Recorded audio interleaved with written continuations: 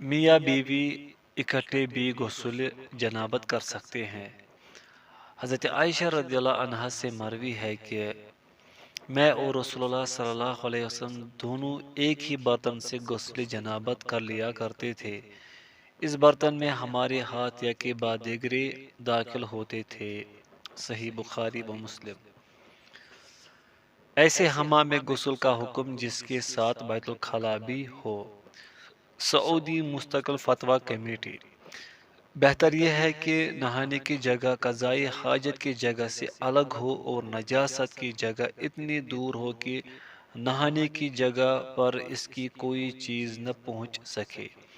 لیکن اگر جنبی یا حائضہ کو ایسے حمام میں غسل کی نوبت پیش آ جائے جہاں قضائی حاجت کی جگہ بھی ساتھ ہی ہو تو ان کا غسل صحیح ہوگا، البتہ ان پر لازم ہے کہ جیسے بھی ممکن ہو ناپاک چھینٹوں سے اپنے آپ کو محفوظ رکھے۔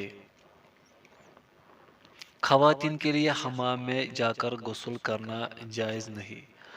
حضرت جابر رضی اللہ عنہ سے مروی ہے کہ رسول اللہ صلی اللہ علیہ وسلم نے فرمایا، جو شخص اللہ تعالیٰ اور یوم آخرت پر ایمان رکھتا ہے وہ تہبند کے بغیر حمام میں داخل نہ ہو، اور جو شخص اللہ تعالیٰ اور یوم آخرت پر ایمان رکھتا ہے وہ اپنی بیوی کو حمام میں داخل نہ کرے۔ ترمذی۔ شوکانی البانی رحمہ اللہ، خواتین کا حمام میں جانا حرام ہے۔ یعنی یہاں پر میں تھوڑی سی وضاحت کروں گا، وہ یہ ہے کہ اس زمانے میں جہاں پر مرد حضرات ہوتے تھے وہاں پر عورتوں کو جانا حرام ہے، لیکن آج کل عورتوں کے لیے الگ ہوتا ہے بندوبست، تو وہاں پر جہاں مرد نہیں جاتے ہیں تو وہاں پر وہ جا سکتے ہیں۔ واللہ عالم۔ کیا جنبی غسل یا وضو کے بغیر سو سکتا ہے؟ سعودی مستقل فتویٰ کمیٹی۔ اگر جنبی شخص وضو کرنے سے پہلے سو جائے تو اس پر کوئی گناہ نہیں، لیکن افضل یہ ہے کہ وہ سونے سے پہلے وضو کر لے، کیونکہ نبی صلی اللہ علیہ وسلم نے ایسا کیا ہے اور اس کا حکم بھی دیا ہے۔ کھانے سے پہلے جنبی کو ہاتھ دھو لینے چاہیے۔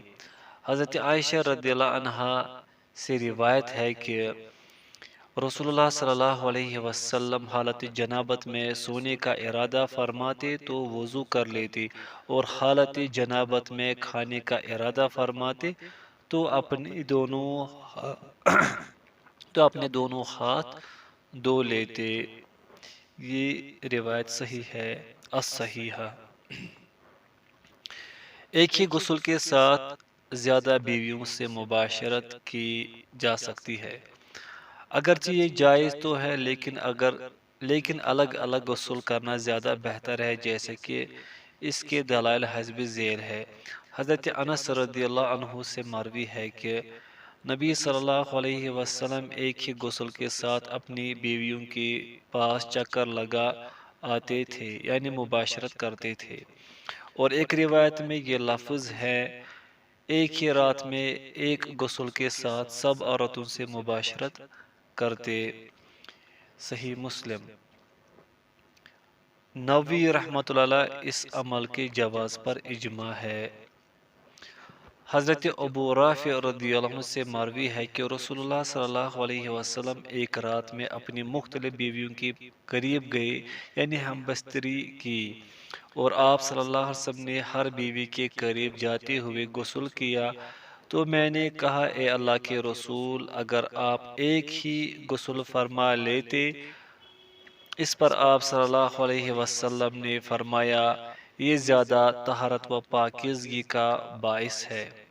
یہ روایت حسن ہے، ابو داود وغیرہ۔ شوکانی رحمہ اللہ۔ یہ حدیث اس بات کا ثبوت ہے کہ ہم بستری کے بعد دوبارہ ہم بستری سے پہلے غسل کر لینا بہتر ہے، اور اس مسئلے میں کوئی اختلاف نہیں۔ مسنون غسل کے بعد وضو کی ضرورت نہیں، کیونکہ مسنون غسل میں وضو بھی شامل ہی ہے۔ مزید اس کے دلائل حسب ذیل ہے۔ حضرت عائشہ رضی اللہ عنہا بیان کرتی ہے کہ رسول اللہ صلی اللہ علیہ وسلم غسل کے بعد وضو نہیں کیا کرتے تھے۔ یہ روایت صحیح ہے، ابو داود وغیرہ۔ حضرت ابن عمر رضی اللہ عنہما سے مروی ہے کہ جب ان سے غسل کے بعد وضو کرنے کے متعلق دریافت کیا گیا تو انہوں نے جواب میں کہا، اور کون سا وضو غسل سے زیادہ عام ہے، یعنی وضو تو غسل میں ہی شامل ہے۔ مصنف ابن ابی شیبہ۔ غسل کے بعد تولیہ کا استعمال اور ہاتھوں کو جھاڑنا درست ہے۔ حضرت میمونہ رضی اللہ عنہا سے مروی ہے کہ میں نے آپ صلی اللہ علیہ وسلم کو غسل کے بعد کپڑا پیش کیا، لیکن آپ صلی اللہ علیہ وسلم نے اسے نہ پکڑا اور چل پڑے اور اپنے ہاتھوں کو جھاڑنا شروع کر دیا۔ صحیح بخاری۔ اس حدیث سے مندرجہ ذیل امور سامنے آتے ہیں۔ پوائنٹ فرسٹ، حضرت میمونہ رضی اللہ عنہا کا تولیہ پیش کرنا اس بات کا ثبوت ہے کہ آپ صلی اللہ علیہ وسلم اسے استعمال کرتے تھے، البتہ اس وقت آپ صلی اللہ علیہ وسلم نے اس سے گریز کیا۔ پوائنٹ سیکنڈ، اگر بالفرض ایسا نہ بھی ہو تب بھی مجرد آپ صلی اللہ علیہ وسلم کے کسی کام کو ترک کر دینے سے اس کی ممانت لازم نہیں آتی، تا وقت کہ ممانت کی کوئی واضح دلیل نہ مل جائے اور اصل اباحت و جواز ہی ہے۔ پوائنٹ تھرڈ، اسی حدیث سے یہ بھی ثابت ہوتا ہے کہ غسل کے بعد ہاتھوں کو جھاڑنا درست ہے، اور جس روایت میں اس عمل کی ممانت موجود ہے وہ ضعیف ہے، جیسے کہ ایک روایت میں یہ لفظ ہے، وضو میں اپنے ہاتھوں کو مت جھاڑو کیونکہ یہ شیطان کے پنکھے ہے۔ ضعیف۔ حافظ ابن حجر اور امام شوکانی رحمہ اللہ نے اسے ضعیف کہا ہے۔ شیخ ابن عثیمین رحمہ اللہ، انسان کے لیے جائز ہے کہ اگر وہ وضو کرے تو اپنے اعضاء کو تولیہ وغیرہ کے ساتھ صاف کر لے، اور اسی طرح اگر غسل کرے تب بھی اس کے لیے اپنے اعضاء کو صاف کرنا جائز ہے، کیونکہ عبادات کے علاوہ ہر چیز میں اصل حلت ہے تا وقت کہ حرمت پر کوئی دلیل قائم ہو جائے۔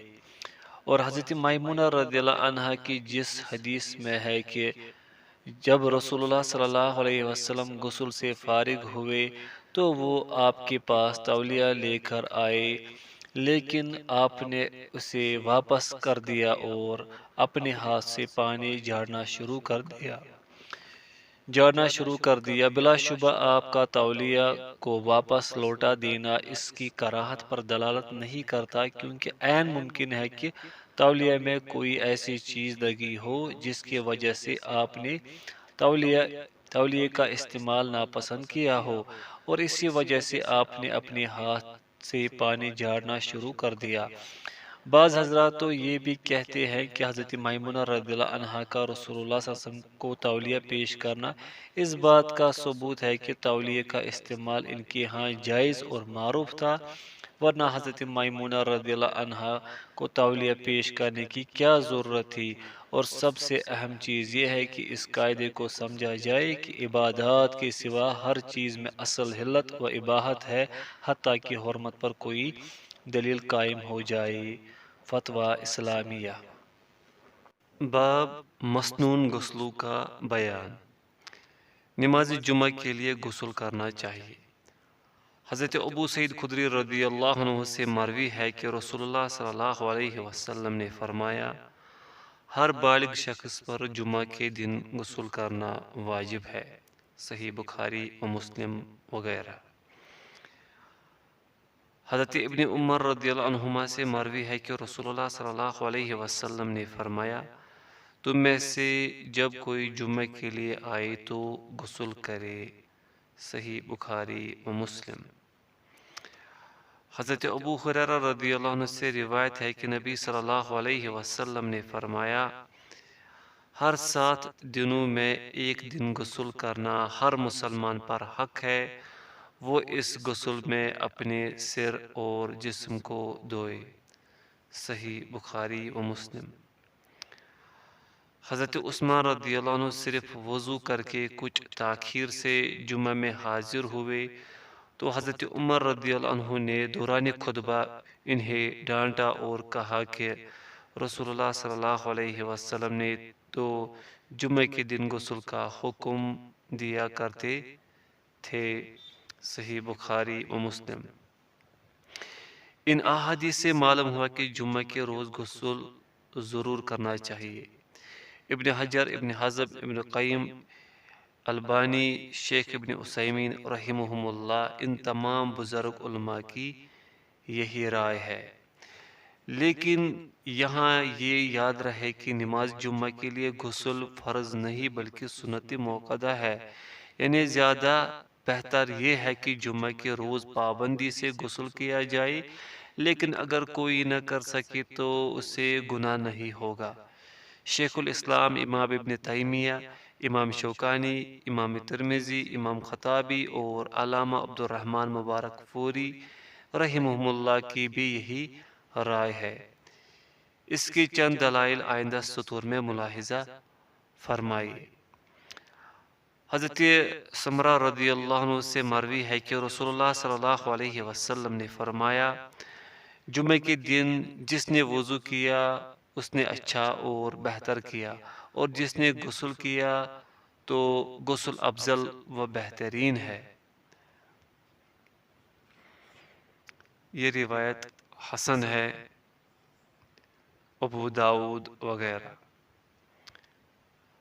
حضرت ابو ہریرہ رضی اللہ عنہ روایت کرتے ہیں کہ رسول اللہ صلی اللہ علیہ وسلم نے فرمایا، جس نے وضو کیا اور عمدہ وضو کیا، پھر جمعہ کے لیے آیا اور توجہ سے سنتا رہا اور خاموش بھی رہا، تو اس جمعہ سے اگلے جمعہ کے درمیان اور مزید 3 دنوں یعنی کل 10 دنوں کے اس کے گناہ بخش دیے جائیں گے۔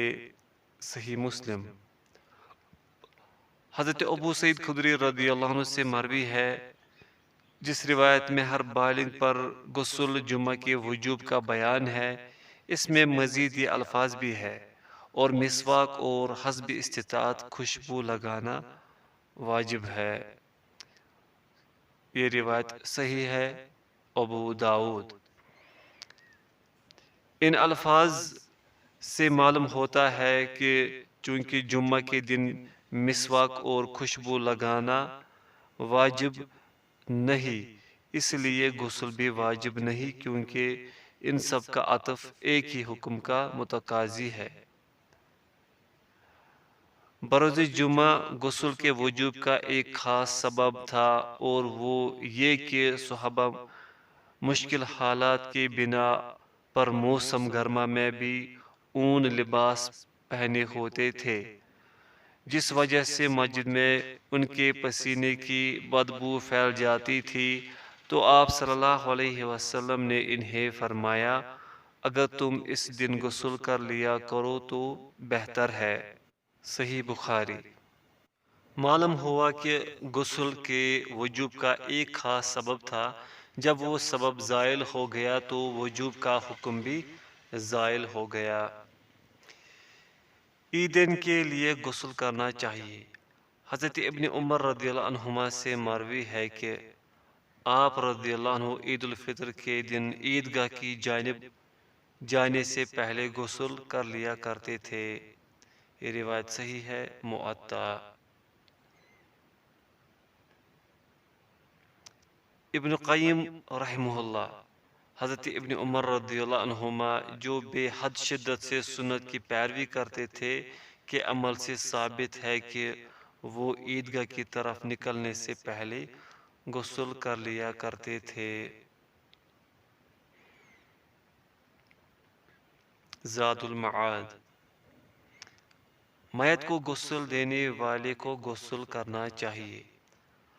حضرت ابو ہریرہ رضی اللہ عنہ سے مروی ہے کہ رسول اللہ صلی اللہ علیہ وسلم نے فرمایا، جو شخص میت کو غسل دے اسے غسل کرنا چاہیے، اور جو اسے اٹھائے وہ وضو کرے۔ یہ روایت صحیح ہے، ارواء الغلیل۔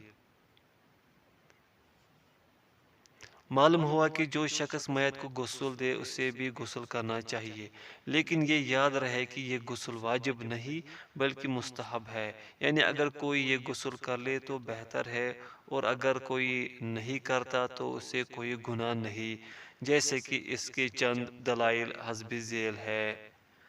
حضرت ابن عباس رضی اللہ عنہ سے مروی ہے کہ رسول اللہ صلی اللہ علیہ وسلم نے فرمایا، جب تم اپنی میت کو غسل دے چکو تو تم پر غسل ضروری نہیں ہے، کیونکہ تمہاری میت پاکیزگی کی حالت میں فوت ہوئی ہے، لہذا تمہیں اتنا ہی کافی ہے کہ تم اپنے ہاتھ دھو لو۔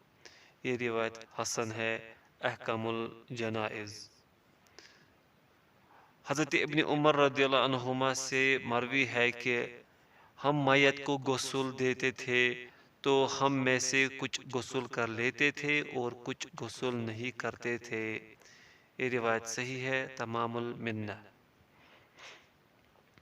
حضرت اسماء بنت عمیس رضی اللہ عنہا نے حضرت ابوبکر صدیق رضی اللہ عنہ کو غسل دیا تو مہاجرین سے کہا، آج شدید سردی ہے، کیا مجھ پر غسل کرنا اس حالت میں بھی ضروری ہے؟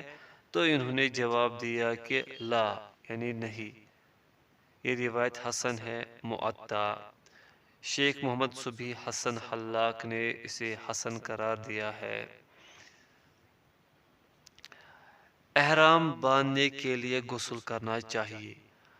حضرت زید بن ثابت رضی اللہ عنہ روایت کرتے ہیں کہ انہوں نے نبی کریم صلی اللہ علیہ وسلم کو دیکھا کہ آپ احرام باندھنے کے لیے علیحدہ ہوئے اور آپ نے غسل فرمایا۔ یہ روایت حسن ہے، ارواء الغلیل۔ حضرت عائشہ رضی اللہ عنہا سے مروی ہے کہ حضرت اسماء بنت عمیس رضی اللہ عنہا ایک درخت کے قریب محمد بن ابی بکر رحمہ اللہ کی وجہ سے نفاس والی ہو گئی، تو نبی صلی اللہ علیہ وسلم نے حضرت ابو بکر رضی اللہ عنہ سے ارشاد فرمایا کہ وہ انہیں غسل کرنے اور پھر احرام باندھنے کا حکم دے۔ صحیح مسلم۔ علماء کی اکثریت کے نزدیک یہ غسل مستحب ہے اور یہی بات قابل ترجیح ہے۔ مکہ میں داخل ہونے کے لیے غسل کرنا چاہیے۔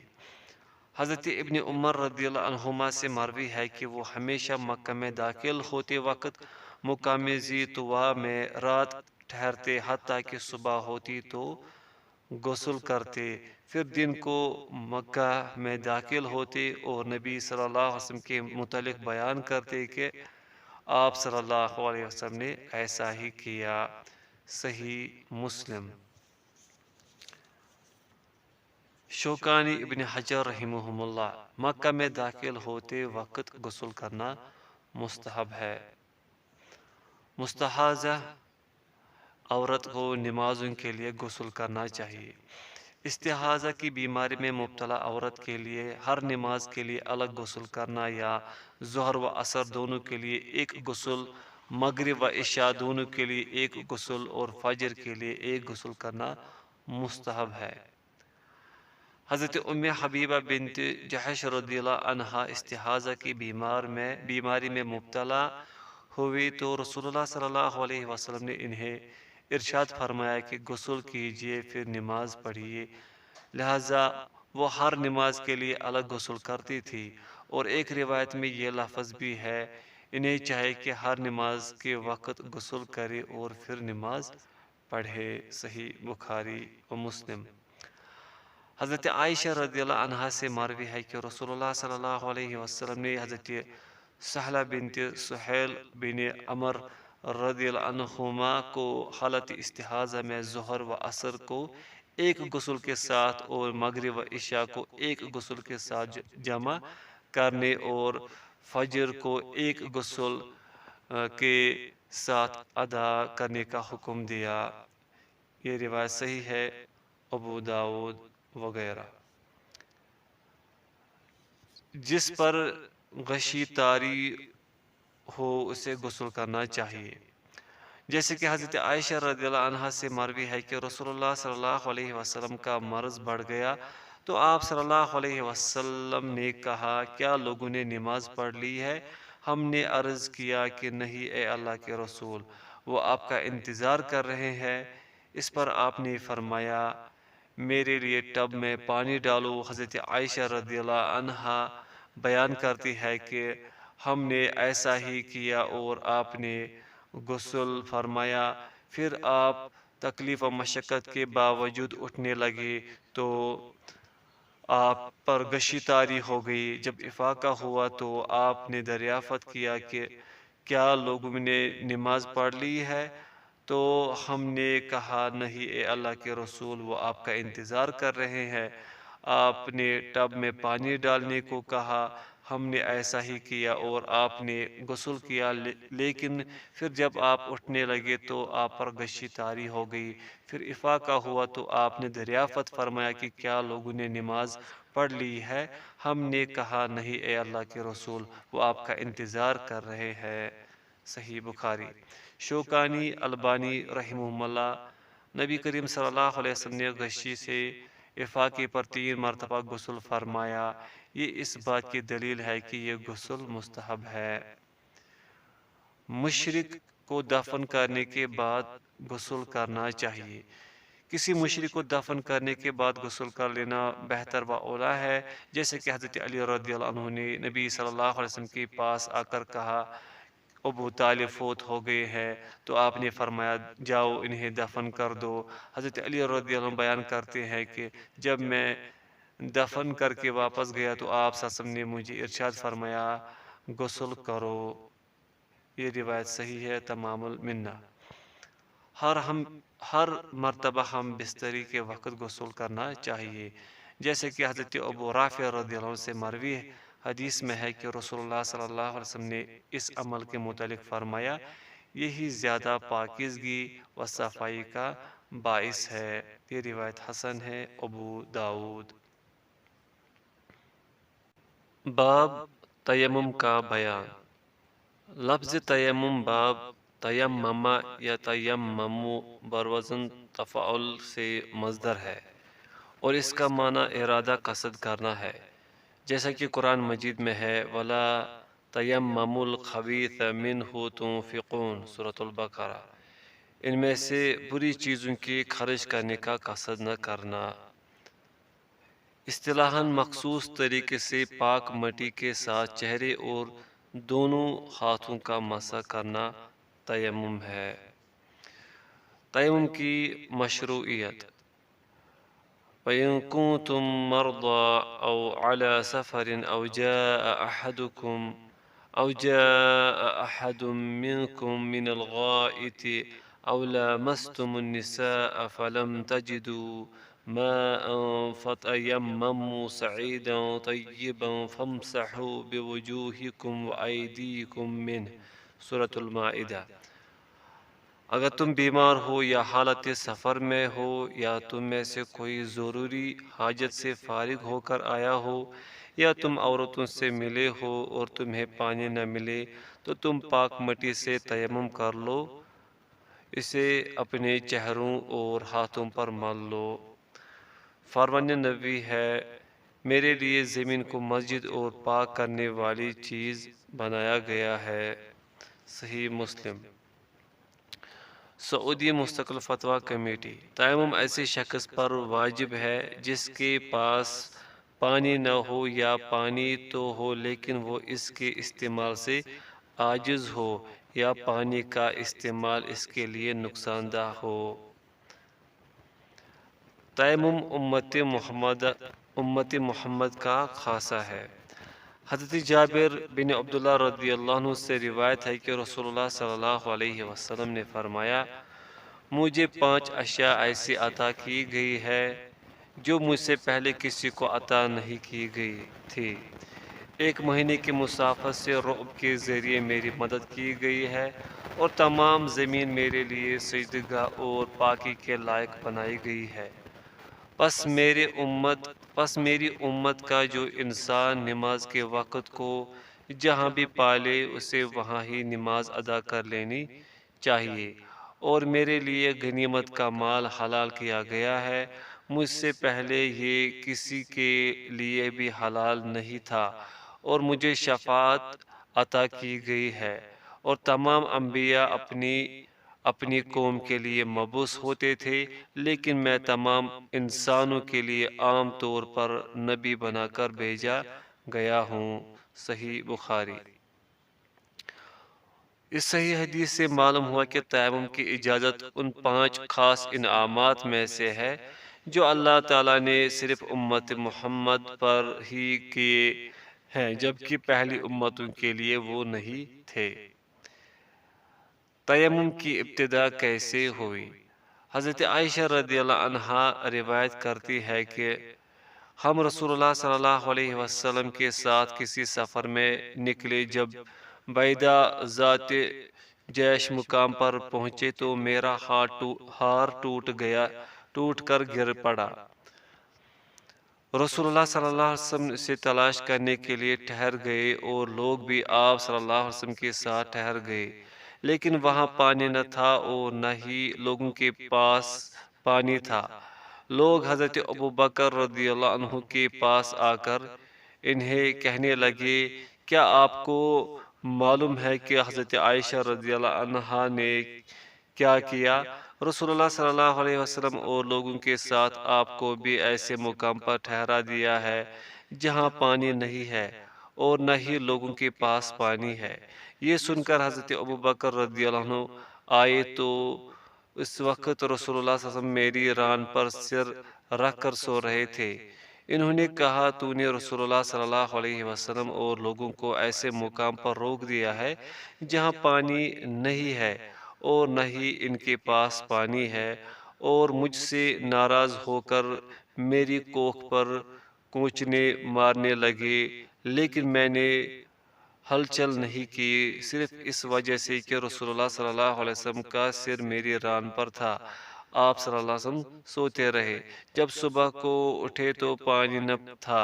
بعض صحابہ نے بغیر وضو کے ہی نماز پڑھ لی، جیسا کہ دوسری روایت میں ہے۔ تب اللہ تعالیٰ نے تیمم کی آیت نازل فرما دی۔ حضرت اسید بن خدیر رضی اللہ عنہ نے کہا، اے ابو بکر کے گھر والوں، یہ تمہاری پہلی برکت نہیں ہے، یعنی تمہاری وجہ سے بہت سی برکتیں اور راحتیں مسلمانوں کو نصیب ہوئی ہے۔ حضرت عائشہ رضی اللہ عنہا بیان کرتی ہے کہ پھر ہم نے اپنا وہ اونٹ اٹھایا جس پر میں سوار تھی، تو میرا ہار بھی اس کے نیچے سے برآمد ہو گیا۔ یہ روایت صحیح ہے، سنن نسائی۔ تیمم کا طریقہ: دونوں ہاتھ ایک مرتبہ پاک مٹی پر مار کر ان میں پھونکنا چاہیے، پھر دونوں ہاتھ چہرے پر پھیرنے چاہیے، پھر دونوں ہاتھ ایک دوسرے پر پھیر لینے چاہیے۔ تیمم ختم ہوا۔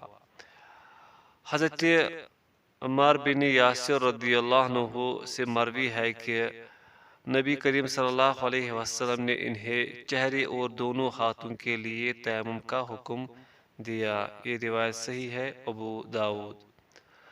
حضرت عمار بن یاسر رضی اللہ عنہ روایت کرتے ہیں کہ ایک شخص حضرت عمر رضی اللہ عنہ کے پاس آیا اور کہنے لگا کہ میں جنبی ہو گیا اور مجھے پانی نہ مل سکا۔ حضرت عمار رضی اللہ عنہ نے حضرت عمر رضی اللہ عنہ سے کہا کہ آپ کو یاد ہوگا کہ میں اور آپ سفر میں تھے، ہم دونوں جنبی ہو گئے، آپ نے تو نماز ادا نہ کی، لیکن میں مٹی میں لیٹ گیا اور نماز ادا کر لی۔ پھر میں نے اس واقعہ کا ذکر نبی صلی اللہ علیہ وسلم سے کیا تو آپ صلی اللہ علیہ وسلم نے فرمایا، تمہیں تو صرف اس طرح کرنا ہی کافی تھا۔ چنانچہ نبی صلی اللہ علیہ وسلم نے اپنی دونوں ہتھیلیوں کو زمین پر مارا اور ان میں پھونکا، پھر ان دونوں کو اپنے چہرے اور ہتھیلیوں پر پھیر لیا۔ اور صحیح مسلم کی روایت میں یہ لفظ ہے، تجھے صرف اتنا ہی کافی تھا کہ تو اپنی دونوں ہتھیلیاں زمین پر مارتا، پھر ان میں پھونکتا، اس کے بعد ان کے ساتھ اپنے چہرے اور اپنی ہتھیلیوں کا مسح کرتا۔ صحیح بخاری و مسلم وغیرہ۔ حضرت عمار بن یاسر رضی اللہ عنہ سے مروی ہے کہ میں نے نبی صلی اللہ علیہ وسلم سے تیمم کے متعلق سوال کیا تو آپ صلی اللہ علیہ وسلم نے مجھے چہرے اور دونوں ہاتھوں کے لیے زمین پر ایک مرتبہ ہاتھ مارنے کا حکم دیا۔ یہ روایت صحیح ہے، ابو داؤد۔ یہاں یہ یاد رہے کہ جس حدیث میں چہرے کے لیے الگ اور ہاتھوں کے لیے الگ زمین پر ہاتھ مارنے کا ذکر ہے وہ ضعیف ہے، جیسے کہ حضرت ابن عمر رضی اللہ عنہما سے مروی ہے کہ رسول اللہ صلی اللہ علیہ وسلم نے فرمایا تیمم یہ ہے کہ 2 مرتبہ زمین پر ہاتھ مارا جائے، ایک مرتبہ چہرے کے لیے اور ایک مرتبہ کوہنیوں تک دونوں ہاتھوں کے لیے۔ یہ روایت ضعیف ہے، ارواء الغلیل وغیرہ۔ اس کی سند میں علی بن ذبیان راوی ہے کہ جس سے حافظ ابن حجر، امام ابن قطان اور امام ابن معین رحمہ اللہ وغیرہ نے ضعیف قرار دیا ہے۔ یہاں یہ وضاحت بھی ضروری ہے کہ قرآن میں جو تیمم کے لیے صعید کا ذکر ہے، جیسے کہ ارشاد باری تعالیٰ ہے کہ فَتَيَمَّمُوا صَعِيدًا طَيِّبًا، پاکیزہ مٹی سے تیمم کرو۔ اس سے مراد زمین کا بالائی و سطحی حصہ ہے، لہذا ہر اس چیز کے ساتھ تیمم کیا جا سکتا ہے جو زمین کی سطح ہے، اور حدیث میں بطور خاص مٹی کا ہی لفظ اس لیے مذکور ہے کیونکہ عموماً زمین کا بالائی حصہ یہی ہوتی ہے، اس لیے جہاں زمین کی سطح مٹی ہو وہاں اسی سے تیمم کیا جائے گا، اور جہاں زمین کی سطح ریت ہو وہاں ریت سے تیمم کیا جائے گا، اسی طرح جہاں زمین کی سطح کوئی اور چیز ہو وہاں اسی سے تیمم کیا جائے گا۔ واللہ اعلم۔ ابن قیم رحمہ اللہ، نبی کریم صلی اللہ علیہ وسلم اسی زمین کے ساتھ تیمم کر لیا کرتے تھے جس پر نماز ادا کرتے تھے، خواہ وہ مٹی ہوتی، شور والی زمین ہوتی یا ریت والی ہوتی۔ زاد المعاد۔ تیمم وضو سے کفایت کر جاتا ہے۔ حضرت ابو سعید خدری رضی اللہ عنہ سے مروی ہے کہ 2 شخص سفر میں نکلے، نماز کا وقت آ گیا لیکن دونوں کے پاس پانی نہ تھا۔ ان دونوں نے پاک مٹی کے ساتھ تیمم کیا اور نماز ادا کر لی۔ بعد ازاں انہوں نے نماز کے وقت میں ہی پانی پا لیا۔ ایک شخص نے وضو کر کے دوبارہ نماز ادا کی جبکہ دوسرے نے نماز نہ دہرائی۔ اس کے بعد دونوں رسول اللہ صلی اللہ علیہ وسلم کے پاس حاضر ہوئے اور آپ سے اس کا تذکرہ کیا۔ آپ نے اس شخص سے کہا جس نے نماز نہیں دہرائی تھی، تو نے سنت کی موافقت کی ہے اور تیری نماز تیرے لیے کافی ہو گئی ہے، اور جس نے وضو کر کے دوبارہ نماز ادا کی تھی اس سے فرمایا تیرے لیے دوگنا ثواب ہے۔ یہ روایت صحیح ہے، ابو داؤد۔ اس صحابی کا تیمم کے ساتھ نماز ادا کرنا اور نبی کریم صلی اللہ علیہ وسلم کا اسے سنت کے موافق قرار دینا، حالانکہ نماز کے لیے وضو ضروری ہے، اس بات کا واضح ثبوت ہے کہ تیمم وضو سے کفایت کر جاتا ہے۔ واضح رہے کہ اگر انسان کے پاس پانی ہو مگر وہ بھول جائے کہ اس کے پاس پانی ہے، یا کسی دوسرے شخص کے پاس پانی ہو لیکن وہ نہ دے، یا کسی گہرے کنویں میں پانی ہو جس کے استعمال کی طاقت نہ ہو وغیرہ وغیرہ، تب بھی تیمم کیا جا سکتا ہے، اور ان جیسی صورتوں میں پانی کا حکم غیر موجود کا ہی ہوگا۔ تیمم غسل سے بھی کفایت کر جاتا ہے۔ ارشاد باری تعالیٰ ہے کہ او لامستم النساء، سورۃ المائدہ، یا تم نے عورتوں کو چھوا ہو، یعنی جماع و ہم بستری کی ہو اور پانی میسر نہ ہو تو تیمم کر لو۔ حضرت عمران بن حسین رضی اللہ عنہ سے مروی ہے کہ ہم رسول اللہ صلی اللہ علیہ وسلم کے ساتھ ایک سفر میں تھے، آپ صلی اللہ علیہ وسلم نے لوگوں کو نماز پڑھائی تو ایک آدمی جماعت سے الگ تھا۔ آپ نے اسے کہا تمہیں کس چیز نے نماز سے روکے رکھا؟ اس نے کہا مجھے حالت جنابت لاحق ہے اور مزید یہ کہ پانی بھی میسر نہیں۔ تو آپ صلی اللہ علیہ وسلم نے فرمایا تم مٹی کو لازم پکڑو یعنی تیمم کر لو، بلا شبہ یہ تمہیں کفایت کر جائے گی۔ صحیح بخاری و مسلم۔ ثابت ہوا کہ جماع و مباشرت اور احتلام کے بعد اگرچہ غسل ضروری ہے لیکن پانی نہ ملنے کی صورت میں تیمم بھی کافی ہو جاتا ہے۔ جسے پانی کے استعمال سے نقصان کا اندیشہ ہو وہ تیمم کر سکتا ہے۔ ارشاد باری تعالیٰ ہے کہ وَإِن كُنتُم مَرْضَىٰ، اور اگر تم حالت مرض میں ہو۔ ایک دوسرے مقام پر ارشاد ہے کہ فَاتَّقُوا اللَّهَ مَا اسْتَطَعْتُمْ، سورہ التغابن، جس قدر تم میں استطاعت ہے اللہ سے ڈرو۔ حضرت ابو ہریرہ رضی اللہ عنہ سے مروی ہے کہ رسول اللہ صلی اللہ علیہ وسلم نے فرمایا جب میں تمہیں کسی کام کا حکم دوں تو اس پر حسب استطاعت عمل کرو۔ صحیح بخاری و مسلم۔ حضرت جابر رضی اللہ عنہ سے مروی ہے کہ ہم سفر میں نکلے تو ہم میں سے ایک شخص کے سر پر پتھر لگ گیا جس سے اس کا سر زخمی ہو گیا۔ اسی رات اسے احتلام ہو گیا۔ اس نے اپنے ساتھیوں سے دریافت کیا کہ کیا تم سمجھتے ہو کہ میرے لیے تیمم کی اجازت ہے؟ انہوں نے جواب دیا ہم تیرے لیے کوئی رخصت نہیں پاتے کیونکہ تم پانی کے استعمال پر قادر ہو۔ اس نے غسل کیا اور وہ فوت ہو گیا۔ پھر جب ہم واپس رسول اللہ صلی اللہ علیہ وسلم کے پاس آئے اور آپ کو اس واقعہ کی اطلاع دی تو آپ نے فرمایا انہوں نے اسے قتل کر دیا، اللہ انہیں قتل کرے۔ انہوں نے علم نہ ہونے پر سوال کیوں نہ کیا کیونکہ جہالت کا علاج سوال ہی تو ہے۔ یہ روایت حسن ہے، ابو داؤد۔ حضرت عمر بن عاص رضی اللہ عنہ کو جب غزوہ ذات السلاسل میں بھیجا گیا تو کہتے ہیں کہ ایک سخت سرد رات کو مجھے احتلام ہو گیا۔ مجھے ڈر تھا کہ اگر میں نے غسل کیا تو کہیں ہلاک نہ ہو جاؤں، لہٰذا میں نے تیمم کر لیا، پھر اپنے ساتھیوں کے ساتھ صبح کی نماز پڑھ لی۔ جب ہم رسول اللہ صلی اللہ علیہ وسلم کے پاس آئے تو لوگوں نے اس بات کا ذکر آپ سے کیا تو آپ نے فرمایا اے عمر تم نے اپنے ساتھیوں کے ساتھ حالت جنابت میں نماز ادا کر لی؟ میں نے کہا کہ مجھے اللہ تعالیٰ کا یہ فرمان یاد آ گیا تھا کہ وَلَا تَقْتُلُوا أَنفُسَكُمْ إِنَّ اللَّهَ كَانَ بِكُمْ رَحِيمًا، سورۃ النساء۔ اور تم اپنے نفسوں کو قتل مت کرو، بلا شبہ اللہ تعالیٰ تم پر نہایت مہربان ہے۔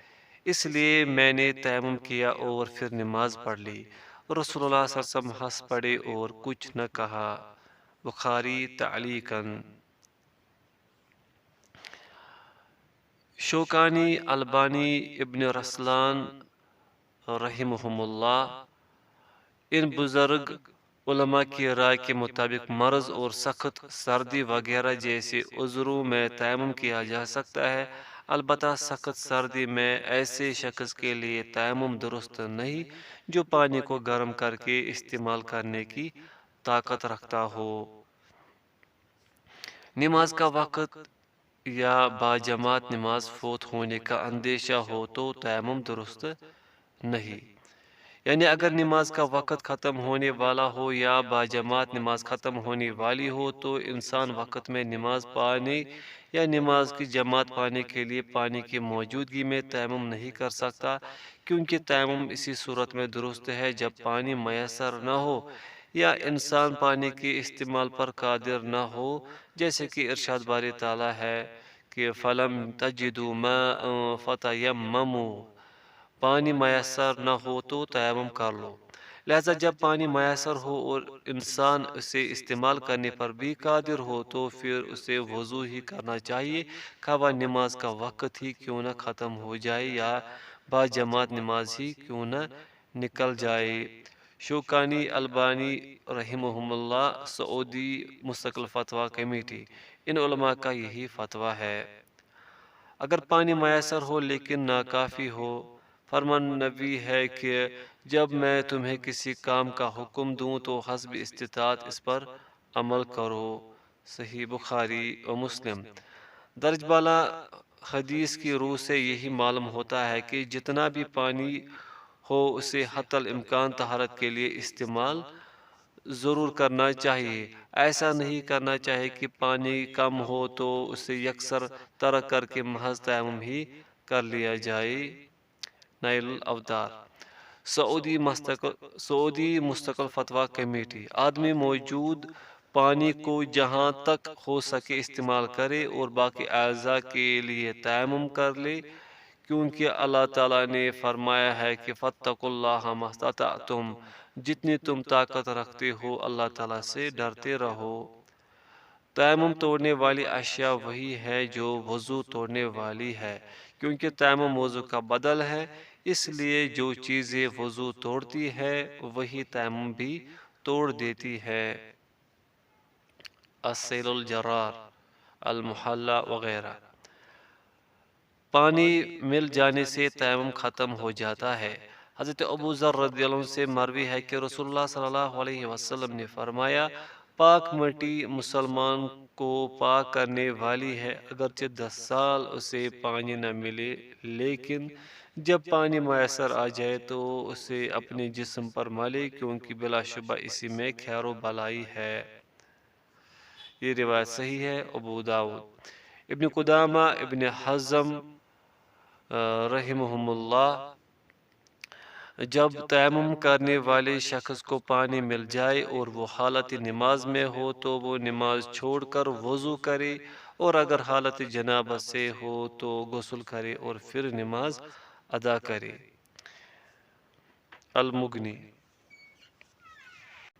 یہاں یہ یاد رہے کہ درج بالا حدیث کے عموم سے ایک صورت خاص ہے، وہ یہ کہ نماز فراغت کے بعد اگر نماز کے وقت میں ہی پانی مل جائے تو وضو کر کے دوبارہ نماز ادا کرنا ضروری نہیں، جیسا کہ حضرت ابو سعید خدری رضی اللہ عنہ سے مروی حدیث پیچھے ذکر کی جا چکی ہے۔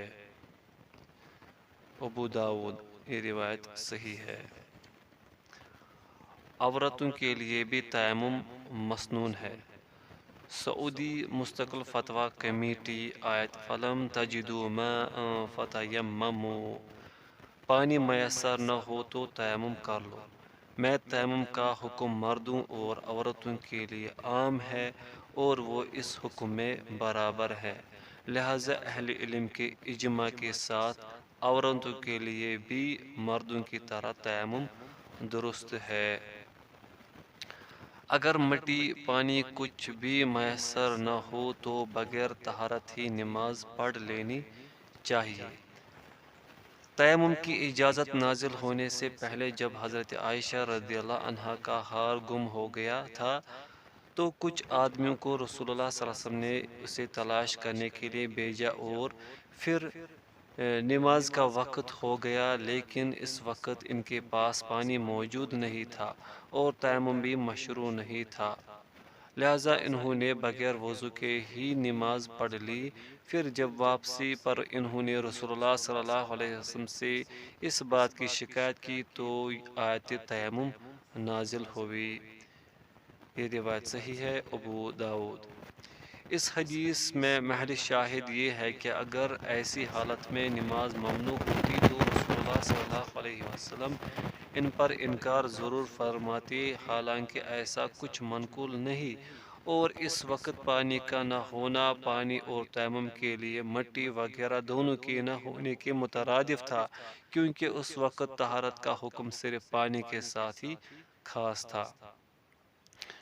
فی الحقیقت ایسا بہت کم واقع ہوتا ہے، لیکن بہرحال اس کا امکان تو موجود ہے۔ مثلا اگر کوئی مسلمان مجاہد بطور جنگی قیدی دشمنوں کے ہاتھ آ جائے اور اسے اس طرح جکڑا گیا ہو کہ اسے پانی اور مٹی دونوں میسر نہ ہو، اس کے علاوہ ایسا شدید مریض جو حرکت پر قادر نہ ہو اور نہ ہی کوئی دوسرا شخص اس کے قریب ہو جو اسے پانی یا مٹی وغیرہ فراہم کر سکتا ہے، تو ایسی صورت میں انہیں کیا کرنا چاہیے؟ یقیناً حسب استطاعت عمل کا حکم ہے، اس لیے بغیر وضو تیمم کے ہی نماز ادا کر لینی چاہیے۔ واللہ اعلم بالصواب۔ ابن حزم رحمہ اللہ، جو شخص حضر میں یا قید ہو یا سفر میں اور وہ نہ مٹی پائی اور نہ ہی پانی، یا اسے سولی دی گئی ہو اور نماز کا وقت ہو جائے تو وہ جس حالت میں بھی ہو نماز ادا کر لے۔ المحلہ۔ باب حیض کا بیان۔ حیض کا معنی و مفہوم اور چند بنیادی معلومات۔ حیض کا معنی بہنا اور ماہواری کا خون جاری ہونا ہے۔ لفظ حیض باب ھذا یحیض بر وزن ضرب سے مصدر ہے، اور اسی طرح لفظ محیض بھی اسی باب سے مصدر ہے، جیسا کہ قرآن مجید میں ہے کہ وَيَسْأَلُونَكَ عَنِ الْمَحِيضِ سورۃ البقرہ، اور وہ لوگ آپ سے حیض کے متعلق سوال کرتے ہیں۔ فتح الباری۔ اصطلاحاً حیض ایسا خون ہے جو عورت کے رحم سے ولادت یا امراض سے سلامتی کی حالت میں بلوغت کے بعد مخصوص ایام میں خارج ہو۔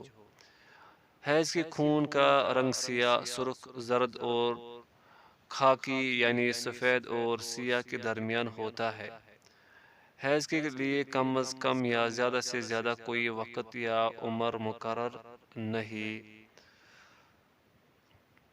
حیض کی کم از کم اور زیادہ سے زیادہ مدت کے تعین کے متعلق کوئی بھی قابل حجت دلیل موجود نہیں، اور اسی طرح طہر کے متعلق بھی موجود نہیں، اور وہ تمام دلائل جو اس ضمن میں پیش کیے جاتے ہیں یا موضوع ہیں یا ضعیف ہے۔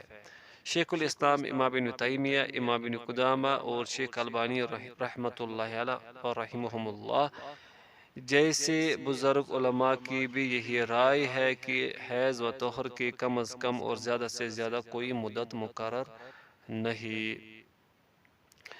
طہر پاکی کو کہتے ہیں، یعنی جب عورت حیض و نفاس کی آلائش سے پاک ہو تو وہ حالت طہر میں ہوتی ہے۔ حیض آنے کا علم بعض اوقات معلوم عادت کے ذریعے ہوتا ہے، بعض اوقات حیض کے خون کو پہچاننے سے، اور بعض اوقات دونوں کے ذریعے، لہذا انہی صورتوں کو ملحوظ رکھنا چاہیے۔ مقررہ ایام والی عورت اپنے ایام پورے کرے۔ حضرت عائشہ رضی اللہ عنہا سے مروی ہے کہ حضرت فاطمہ بنت ابی حبیش رضی اللہ عنہا نے جب استحاضہ کی بیماری میں مبتلا ہونے کی شکایت کی تو نبی صلی اللہ علیہ وسلم نے فرمایا، جب تمہیں حیض آئی تو نماز چھوڑ دو، اور جب ختم ہو جائے تو جسم سے خون صاف کرو، پھر نماز پڑھو۔ صحیح بخاری و مسلم۔ حضرت ام سلمہ رضی اللہ عنہا سے مروی روایت میں یہ لفظ ہے، اس بیماری یعنی استحاضہ کے لاحق ہونے سے پہلے وہ خواتین مہینے کی جن راتوں اور دنوں میں حیض والی ہوتی تھی، اس گنتی کے مطابق ہر ماہ نماز چھوڑ دے۔ یہ روایت صحیح ہے، سنن نسائی وغیرہ۔ حضرت زینب بنت جحش رضی اللہ عنہا روایت کرتی ہے کہ نبی صلی اللہ علیہ وسلم نے مستحاضہ عورت کے متعلق فرمایا، ایسی عورت اپنے حیض کے دنوں میں بیٹھے گی، نماز اور روزے وغیرہ سے یعنی طاہر خواتین کی طرح افعال سر انجام نہیں دے گی۔ یہ روایت صحیح ہے، صحیح نسائی، ابو داود وغیرہ۔ حضرت ام حبیبہ بنت جحش رضی اللہ عنہا نے رسول اللہ صلی اللہ علیہ وسلم سے استحاضہ کی بیماری کی خون کی شکایت کی تو آپ صلی اللہ علیہ وسلم نے فرمایا، اتنی مدت انتظار کرو جتنی دیر تمہارا حیض تمہیں پہلے روکے رکھتا تھا، پھر غسل کر لو۔ صحیح مسلم۔ یہ تمام احادیث اس بات کا ثبوت ہے کہ جس عورت کے ایام ماہواری مقرر ہوں وہ انہی کو پورا کرے گی، جس کے ایام مقرر نہیں وہ قرائن کی طرف رجوع کرے۔ حضرت عائشہ رضی اللہ عنہا سے مروی ہے کہ حضرت فاطمہ بنت ابی حبیش رضی اللہ عنہا استحاضہ کے مرض میں مبتلا تھی تو رسول اللہ صلی اللہ علیہ وسلم نے انہیں ارشاد فرمایا، بلا شبہ حیض کا خون سیاہ رنگ کا ہوتا ہے جو پہچانا جاتا ہے، جب ایسا خون ہو تو نماز سے احتراز کرو، اور جب کوئی دوسرا خون ہو تو وضو کرو اور نماز ادا کرو۔ یہ روایت حسن ہے، ابو داود۔ ایک روایت میں یہ لفظ ہے، بلا شبہ یہ ایک پیش آمدہ بیماری ہے یا شیطان کا چوکا ہے یا ایک منقطع رگ ہے۔ یہ بات استحاضہ کے خون کے متعلق ہے۔ یہ روایت صحیح ہے۔ معلوم ہوا کہ اگر عورت کے ایام ماہواری مقرر نہ ہو تو وہ علامات کے ذریعے حیض کا خون پہچاننے کی کوشش کرے۔ پھر حیض کے خون کی کوئی علامت مل جائے تو نماز چھوڑ دے، ورنہ وضو کرے اور نماز پڑھ لے۔ حیض کا خون عام خون سے ممتاز ہونے کی وجہ سے پہچانا جاتا ہے۔ حضرت فاطمہ بنت ابی حبیش رضی اللہ عنہا کی حدیث میں ہے، بلا شبہ حیض کا خون سیاہ رنگ کا ہوتا ہے جو کہ پہچانا جاتا ہے۔ یہ روایت حسن ہے۔ ابو داود۔ حضرت ام عطیہ رضی اللہ عنہا سے مروی ہے کہ ہم زرد اور خاکی رنگ کے خون کو طہارت و پاکیزگی کے بعد کچھ شمار نہیں کرتے تھے۔ یہ روایت صحیح ہے۔ ابو داود۔ اس سے معلوم ہوا کہ حضرت ام عطیہ رضی اللہ عنہا اور دیگر مسلم خواتین طہر سے پہلے اس رنگ کے خون کو حیض شمار کرتی تھی، لہذا یہ حیض کے خون کا رنگ ہے جس سے اسے پہچانا جا سکتا ہے۔ ایک روایت میں ہے کہ خواتین حضرت عائشہ رضی اللہ عنہا کے پاس ڈبیا جس میں حیض کی روئی رکھی جاتی تھی بیچتی تھی۔ اس میں ایسی روئی ہوتی جس میں زرد رنگ ہوتا تو حضرت عائشہ رضی اللہ عنہا فرماتی کہ جلدی نہ کرو جب تک کہ چونے کی طرح سفیدی نہ دیکھو، یعنی ایام ماہواری سے بالکل پاک نہ ہو جاؤ۔ ان دلائل سے ثابت ہوتا ہے کہ حیض کا خون سیاہ رنگ کے علاوہ زرد اور خاکی رنگ کا بھی ہوتا ہے۔ اس کے علاوہ حیض کے خون کا رنگ بعض روایت سے سرخ بھی ثابت ہے۔ جمہور علماء شوکانی البانی رحمہم اللہ اسی کے قائل ہے۔ حیض کا خون آئے تو عورت نہ نماز پڑھے اور نہ روزہ رکھے۔ حضرت ابو سعید خدری رضی اللہ عنہ سے مروی ہے کہ نبی صلی اللہ علیہ وسلم نے عورتوں سے ارشاد فرمایا، کیا ایسا نہیں ہے کہ جب عورت حائضہ ہوتی ہے تو نہ وہ نماز پڑھتی ہے اور نہ روزہ رکھتی ہے؟ صحیح بخاری۔ حضرت فاطمہ بنت ابی حبیش رضی اللہ عنہا روایت کرتی ہے کہ رسول اللہ صلی اللہ علیہ وسلم نے انہیں کہا، جب حیض کا خون آئے تو نماز چھوڑ دو۔ صحیح بخاری۔ شوکانی شیخ ابن عثیمین رحمہم اللہ، یہ مسئلہ اتفاقی ہے کہ حائضہ عورت نہ نماز پڑھے گی اور نہ روزہ رکھے گی۔ حائضہ عورت سے ہم بستری حرام ہے۔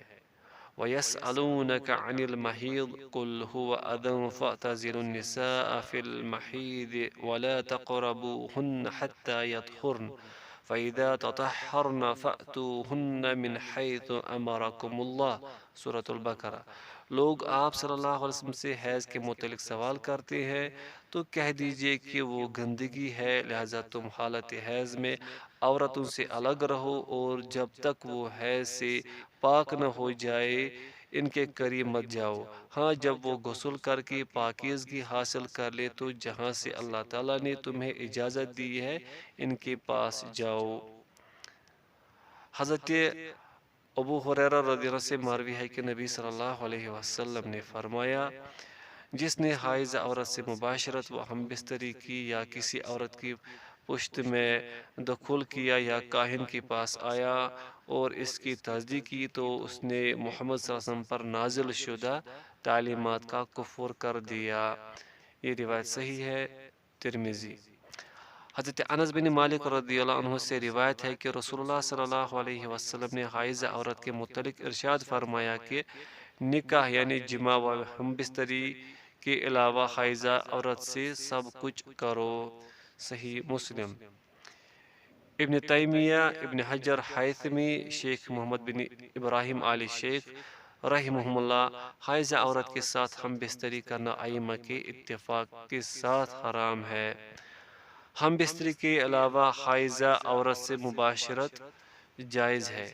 نبی صلی اللہ علیہ وسلم نے فرمایا، حائضہ عورت سے جماع و ہم بستری کے علاوہ سب کچھ کرو۔ صحیح مسلم۔ ایک آدمی نے رسول اللہ صلی اللہ علیہ وسلم سے دریافت کیا کہ میری بیوی جب حائضہ ہو تو میرے لیے اس سے کیا حلال ہے؟ آپ صلی اللہ علیہ وسلم نے فرمایا تمہارے لیے وہ سب کچھ حلال ہے جو تہمت کے اوپر ہے۔ یہ روایت صحیح ہے، ابو داؤد۔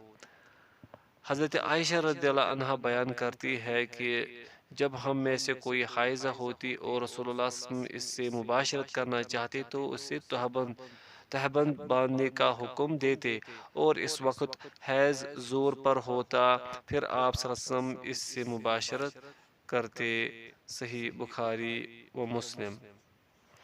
ابن قدامہ شیخ ابن عثیمین رحمہ اللہ آدمی شرمگاہ کے علاوہ حائضہ عورت سے فائدہ حاصل کر سکتا ہے۔ حیض کے اختتام پر غسل سے پہلے ہم بستری جائز نہیں۔ فَاعْتَزِلُوا النِّسَاءَ فِي الْمَحِيضِ وَلَا تَقْرَبُوهُنَّ حَتَّى يَطْهُرْنَ فَإِذَا تَطَهَّرْنَ فَأْتُوهُنَّ مِنْ حَيْثُ أَمَرَكُمُ اللَّهُ سورۃ البقرہ۔ حالت حیض میں عورتوں سے الگ رہو اور جب تک وہ حیض سے پاک نہ ہو جائے ان کے قریب مت جاؤ، پس جب وہ غسل کر کے پاک ہو جائے تو جہاں سے اللہ تعالیٰ نے تمہیں اجازت دی ہے ان کے پاس جاؤ۔ اس آیت میں حائضہ عورت سے مباشرت کے لیے 2 مرتبہ طہارت کا ذکر ہے، یعنی حتی یطہرن اور فَإِذَا تَطَہَّرْنَ۔ حضرت ابن عباس رضی اللہ عنہما کی تفسیر کے مطابق پہلی طہارت سے مراد انقطاع حیض ہے، جبکہ دوسری طہارت پانی کے ساتھ طہارت یعنی غسل ہے۔ جمہور علماء ابن کثیر، قرطبی، ابن قدامہ، شوکانی رحمہم اللہ شوہر کے لیے حائضہ عورت سے اس وقت تک مباشرت جائز نہیں جب تک وہ غسل نہ کر لے۔ قرآنی آیت کا یہی مفہوم ہے۔ حالت حیض میں جماع و ہم بستری کا کفارہ۔ حضرت ابن عباس رضی اللہ عنہما سے مروی ہے کہ رسول اللہ صلی اللہ علیہ وسلم نے ایسے شخص کے متعلق ارشاد فرمایا جو حالت حیض میں اپنی بیوی سے ہم بستری کرتا ہے، وہ 1 دینار یا نصف دینار صدقہ کرے۔ یہ روایت صحیح ہے، ابو داؤد۔